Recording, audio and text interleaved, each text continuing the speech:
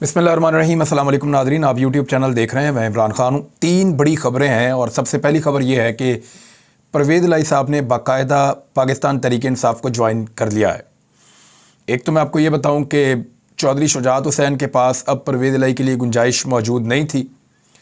परवेज़ इलाही साहब जो हैं उन्होंने पाकिस्तान तहरीक इंसाफ को ज्वाइन करके अपने सियासी मुस्तकबिल को महफूज बनाया है, क्योंकि चौधरी शुजात हुसैन और उनके बच्चे अब PMLN के टिकट पे इलेक्शन लड़ेंगे और अगर वो PMLN के इत्तेहादी बनते हैं, काफ लीग पे ही वो टिकट पे इलेक्शन लड़ने की कोशिश करते हैं, तो मुझे नहीं लगता कि वो सीटें जीत पाएंगे या जितनी कामयाबी उनको पहले मिली थी उससे आधी भी वो ले पाएंगे, क्योंकि इस वक्त वोट पंजाब में सिर्फ 2 पॉलिटिकल पार्टीज़ के पास है। तीसरी एक पॉलिटिकल पार्टी है लेकिन उसके पास फैसला कुन वोट नहीं है, वो तहरीक लब्बैक है। वो पंजाब में तीसरी बड़ी पॉलिटिकल फोर्स है। चौथे नंबर पे पीपल्स पार्टी है, लेकिन तहरीक लब्बैक के पूरे पंजाब में तो वोट ज़्यादा हैं, लेकिन सीटें निकालने में वो कमज़ोर साबित हुए हैं हमेशा। पीपल्स पार्टी फिर भी पिछली मरतबा 7 सीटें निकाल पाई थी, हो सकता है इस मरतबा 7 से कम निकालें, या हो सकता है कि क्योंकि मोहसिन नकवी आसिफ अली जरदारी के बहुत करीबी हैं, कोई मावनत की जाए और पीपल्स पार्टी ज़्यादा सीटें जीत जाए, सहूलतकारी हो जाए, वहाँ से ज़्यादा सीटें जीत जाए। लेकिन मुकाबला 2 ही जमातों के अंदर है, एक PMLN और दूसरी पाकिस्तान तहरीक इंसाफ। और पाकिस्तान तहरीक इंसाफ का मुकाबला इस वक्त PMLN वैसे भी नहीं कर पा रही। वजह यह है कि मकबूलियत का बहुत फ़र्क पैदा हो गया है। PMLN की हुकूमत बनने के बाद लोगों के ऊपर जिस तरह का बोझ पड़ा, उसके बाद PMLN की सियासी तौर पे तकरीबन पंजाब में डेथ हुई है और वो बहुत कमज़ोर हो गई है। हालांकि पंजाब की सबसे बड़ी और ताकतवर पार्टी थी 1 साल पहले तक, और उससे चंद साल पहले तक बहुत बड़ी पार्टी थी, लेकिन PTI ने ना सिर्फ अपने आप को यहाँ पे लाकर साबित किया, बल्कि उन्होंने अपने आप को सबसे बड़ी पार्टी में कन्वर्ट कर दिया है। आज की तारीख में तो सिचुएशन ये है। तो परवेज़ इलाही साहब ने अपने लिए, अपनी फैमिली के लिए, अपनी सियासत के लिए एक बड़ा शानदार फ़ैसला किया। उनके लिए अब काफ लीग में जगह नहीं थी, और अगर वो काफ लीग की टिकट पे इलेक्शन लड़ते भी, इमरान खान साहब उनको कुछ इत्तेहाद के अंदर साथ शामिल भी कर लेते, तो तब भी उनको महदूद नशिस्तें मिलती है, उनकी एक महदूद ताकत रहती।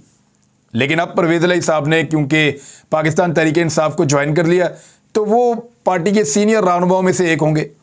वो पाकिस्तान तहरीक इंसाफ के फ़ैसलों में भी शामिल होंगे और इससे इमरान खान साहब को भी एक ऐसी शख्सियत अवेलेबल आ जाएगी जिसका सियासी कद मौजूद है पाकिस्तान में। लेकिन परवेज़ इलाही रवायती सियासतदान है, बिल्कुल वैसे ही जैसे अलीम खान एक रवायती सियासतदान था, जैसे जहांगीर तरीन एक रवायती सियासतदान, जैसे चौधरी सरवर एक रवायती सियासतदान, जैसे शरीफ ख़ानदान रवायती सियासी ख़ानदान है, जैसे जरदारी ख़ानदान एक रवायती सियासी ख़ानदान है, इसी तरह से परवेज़ इलाही एक रवायती सियासी ख़ानदान है।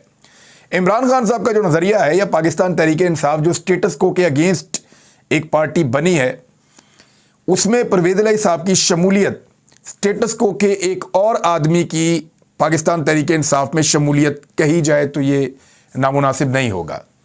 अब मेरी बात किसी को पसंद आए या बुरी लगे, बात तो सच है। परवेज़ इलाही साहब खुद स्टेटस को का हिस्सा है। परवेज़ इलाही साहब एस्टेब्लिशमेंट की गुड बुक में हमेशा रहना चाहते हैं। आजकल उन्हें एस्टेब्लिशमेंट से गिले ज़रूर हैं, और क्योंकि गिरफ्तारियां हो रही हैं, बंदे पकड़े जा रहे हैं। दूसरा, ये इतने नीट एंड क्लीन नहीं है। चौधरी परवेज़ इलाही या उनका बेटा मोनस इलाही या ये फैमिली, इन्होंने पाकिस्तान तहरीक इंसाफ ज्वाइन तो की है, लेकिन ये उतने नीट एंड क्लीन नहीं है। पाकिस्तान तहरीक इंसाफ में पहले भी कुछ लोग हैं जो नीट एंड क्लीन नहीं है पूरी तरह से, लेकिन चौधरी परवेज़ इलाही और चौधरी मोनस इलाही, इनके बारे में सब जानते हैं और सबको पता है इनके माजी का भी, और अभी हाल ही में जो इनकी वज़ारत आला का दौर गुजरा है, इसमें भी ये बिल्कुल नीट एंड क्लीन नहीं है। इनके ऊपर करप्शन के इल्ज़ामात हैं और इनके साथ बहुत सारी ऐसी चीज़ें जुड़ी हैं जो नामुनासिब हैं। पाकिस्तान तहरीक इंसाफ के बहुत सारे वज़रा ने मुझे खुद बताया कि परवेज़ इलाही साहब और उनके करीबी साथी किस तरीके से करप्ट लोगों का तहफ़्फ़ुज़ करते थे और किस तरीके से बाकी वज़रा के ऊपर दबाव डालते थे कि फ़ैसले उनकी मर्ज़ी के मुताबिक किए जाएँ। बहरहाल परवेज़ इलाही साहब ने अपनी सियासत के लिए ये एक अच्छा फ़ैसला किया है। पाकिस्तान तहरीक इंसाफ ने एक ऐसी शख्सियत को शामिल किया अपनी जमात में जो शख्सियत स्टेटस को से ताल्लुक़ रखती है, वो खुद स्टेटस को का हिस्सा है। अब खबरें ये आ रही हैं कि परवेज़ इलाही साहब को बनाया जाएगा पाकिस्तान तहरीक इंसाफ का सदर। तो मेरे ख्याल में ये फैसला बिल्कुल वैसे ही है जैसे मरियम नवाज को बना दिया गया पीएमएलएन का चीफ ऑर्गेनाइजर, और पीएमएलएन के अंदर एक बेचैनी है उसको लेकर। पाकिस्तान तहरीक इंसाफ में उसूलन बेचैनी पैदा होनी चाहिए। वो इसलिए कि परवेज़ इलाही का पाकिस्तान तहरीक इंसाफ से कोई ताल्लुक़ नहीं है। वो 10 सीटों के साथ ब्लैकमेल करके वज़ीर आला पंजाब बने थे। अगर इमरान खान उन्हें वज़ीर आला पंजाब बनाने की ऑफ़र ना करते तो वो चले जाते मुस्लिम लीग नून के साथ, और वो वहाँ पर हामी भरकर भी आए थे। दूसरी जानिब परवेज़ इलाही साहब को डायरेक्ट सदारत का ओहदा देने का मतलब ये है कि पाकिस्तान तहरीक इंसाफ के बहुत सारे सीनियर रहनुमा जो बड़े लंबे अरसे से पार्टी के लिए कुर्बानियाँ दे रहे हैं, पार्टी के साथ खड़े हैं, पार्टी के साथ चल रहे हैं, परवेज़ इलाही साहब उन पर सबकत लेकर उनसे आगे निकल जाएंगे। बहरहाल ये इमरान खान साहब का फैसला है और परवेज़ इलाही साहब का फैसला है। इसके असरात अच्छे होंगे या बुरे होंगे ये उन्हीं को बर्दाश्त करने पड़ेंगे। मेरे पास जो एनालिसिस था वो मैंने आपके साथ शेयर कर लिया। चेयरमैन नैब के हवाले से खबर है, वो खबर पहले मैं आपको बता दूं, फिर कुछ और खबरें हैं वो भी आपको मैं बताऊंगा। चेयरमैन नैब आफ्ताब सुल्तान ने अपने ओहदे से इस्तीफा दे दिया है। उन्होंने इस्लामाबाद में जो अलविदाई खिताब किया अपने ऑफिसर से, और उसमें उन्होंने कहा कि किसी के खिलाफ झूठा मुकदमा नहीं चला सकता। चेयरमैन के ओहदे से मुस्ताफ़ी होने का फैसला किया है। बहुत खुश हूं, मुतमईन हूं कि अपने उसूलों पर कारबंद हूं और किसी के दबाव के सामने मैं नहीं झुका। हमारा आइन हमारे तमाम मसाइल का हल फराहम करता है। आइन पर अमल ना करने की वजह से आज हम सियासी और माशी बहरान का शिकार हैं। आला इखलाकी इक़दार और कानून की हुक्मरानी के उसूलों को बरकरार रखने के लिए नैब के नौजवान अफसरान पर मुकम्मल मुझे एतमाद है। बहरहाल ये आफ्ताब सुल्तान 25 जुलाई 2022 को बतौर चेयरमैन नैब इन्होंने ओहदे का चार्ज संभाला था, और 25 जुलाई से लेकर अब तक जो नैब के साथ हुआ वो भी आपके सामने है। नैब का नक्शा ही बदल गया, सारे नैब के दांत ही तोड़ दिए। उसके वो तमाम कवानीन जो करप्ट लोगों को पकड़ते थे वो तमाम कवानीन ख़त्म कर दिए गए। तो अब तो नैब में ताकत ही नहीं है, बल्कि नैब से केसेस जो मुख्तलिफ महकमों को जाने हैं उसके ऊपर भी अब टीमें बनाई गई थी, और आफ्ताब सुल्तान साहब ने ये ड्यूटीज़ दी हुई थी। ये जो इस्तीफ़ा दिया है इसके बारे में बहुत सारी चेमगोइयाँ हो रही हैं।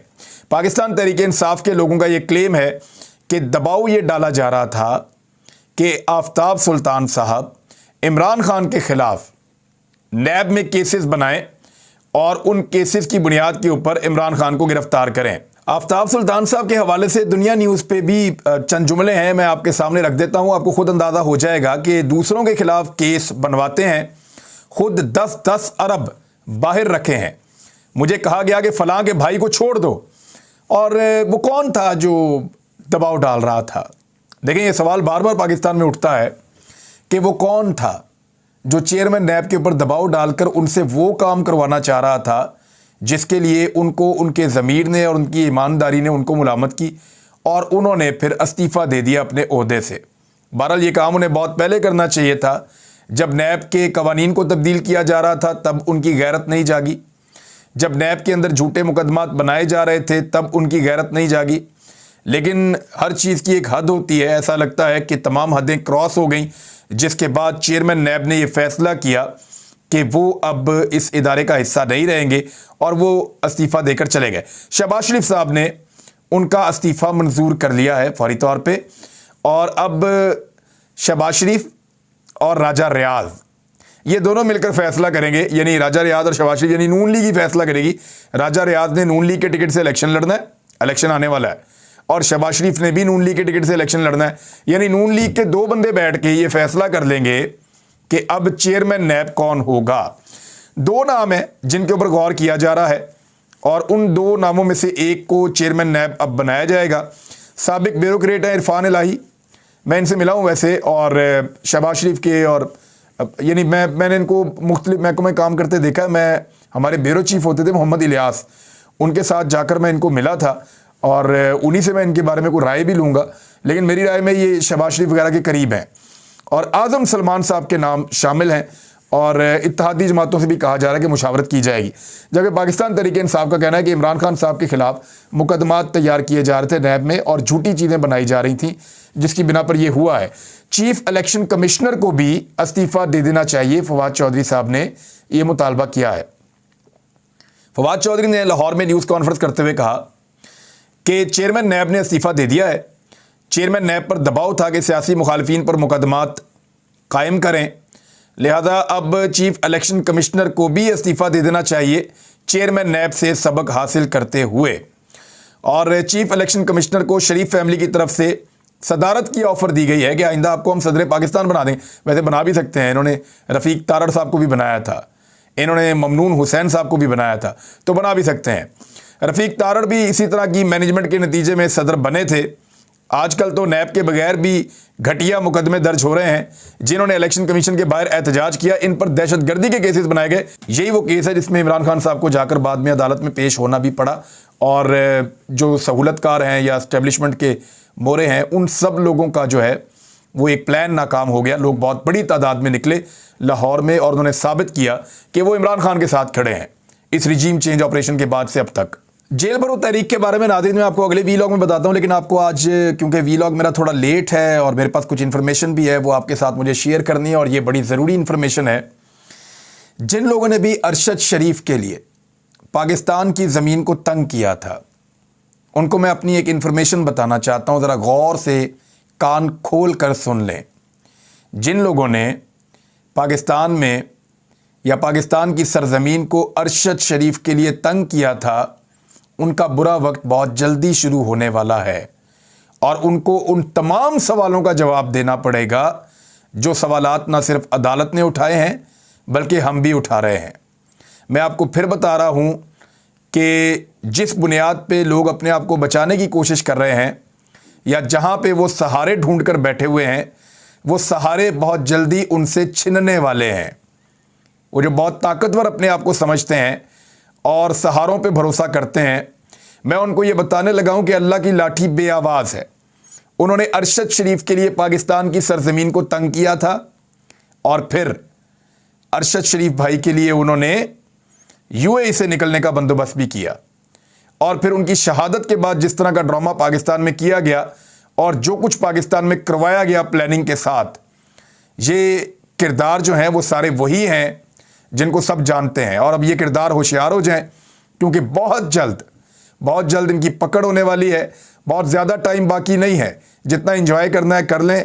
ये वक्त हम सब इंशाल्लाह देखेंगे, क्योंकि ये मैं अब ख्वाहिश की बुनियाद पे नहीं कह रहा। ख्वाहिश की बुनियाद पे मैंने बहुत मरतबा आपको कहा कि अरशद शरीफ शहीद के कातिल इंशाल्लाह ज़रूर बेनकाब होंगे, ज़रूर पकड़े जाएंगे, ज़रूर उनको सज़ा मिलेगी, वो निशाने इबरत बनेंगे। लेकिन आज मैं आपको इन्फॉर्मेशन की बुनियाद पे कह रहा हूँ कि जिन पे तकिया है वही पत्ते हवा देंगे, देखिएगा। यानी जिनके सहारे वो खड़े हैं वहीं से उनका सहारा छिन जाएगा। और अरशद शरीफ शहीद के लिए पाकिस्तान को एक जहन्नुम बनाने की जिन लोगों ने कोशिश की थी, वो लोग जवाबदेह होंगे और बहुत जल्दी होंगे। नादरीन, जो बाकी चीज़ें हैं वो मैं अगले वीलॉग में आपको बताता हूँ, ख़ासतौर पे जेल भरो तहरीक और उससे जुड़ी हुई बाकी चीज़ें। अब तक के लिए इतने, अपना ख्याल रखिएगा, अपने इस चैनल का भी। अल्लाह हाफ़िज़।